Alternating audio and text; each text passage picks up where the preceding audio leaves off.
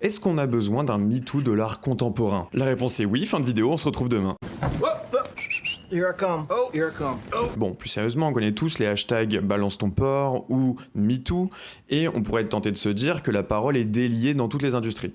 Sauf que c'est pas le cas, et vous en avez peut-être marre parce que vous avez l'impression qu'on vous en parle tout le temps. Sauf que malheureusement, la parole est pas déliée dans toutes les industries, et les VSS sont encore bien présents. Et c'est justement parce que c'est encore tabou dans certaines industries qu'il est crucial d'en parler. Par exemple, en France, le comité professionnel des galeries d'art a reçu en été 2024 une enquête sur son président Georges-Philippe Valois. Cette enquête relayait des paroles accusant le président de VSS. Ce comité a alors voté à main levée pour savoir s'il devait ou non communiquer l'enquête. Et ils ont décidé de ne pas la communiquer. Et suite à ça, 6 des 15 membres de ce comité ont décidé de démissionner dans la foulée. Mais heureusement, cette enquête va ensuite revenir aux mains de Mediapart qui va s'empresser de la communiquer. C'est un exemple, est une goutte d'eau dans l'océan des VSS qu'il y a dans l'industrie d'art, qui est quelque chose que l'on sait depuis longtemps. On voit bien que dans toutes les industries, il suffit qu'une personne, généralement un homme, ait du pouvoir pour qu'il puisse s'en servir pour faire pression. Salut Darmanin. Et c'est pour ça que c'est toujours important de relayer cette parole. Et c'est ce qui a été fait à partir de l'année dernière, en 2024, par un MeToo art contemporain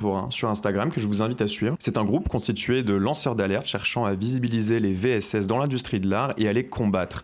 Et maintenant, ils en sont aujourd'hui à environ 300 posts. On doit saluer cette prise de position parce qu'ils relayent une parole qui est difficile à communiquer. On y voit des artistes, des galeristes, des commissaires et des experts d'art qui commentent et abusent de leur position de pouvoir pour commettre des VSS. C'est d'autant plus important d'en parler maintenant car s'est tenu récemment le Art Basel Paris dont je vous ai parlé dans la vidéo précédente. Durant ce week-end, il y a eu une action coup de poing qui a constitué à afficher dans les toilettes de Art Basel 34 noms. Ces 34 noms ont été associés à des VSS commises par des artistes, des graphistes, des peintres, des galeristes, des commissaires d'art, et c'était majoritairement des Français. C'est donc important de comprendre la responsabilité que nous avons, nous, en tant que public, de donner la parole à la bonne personne et de relayer les dires des victimes.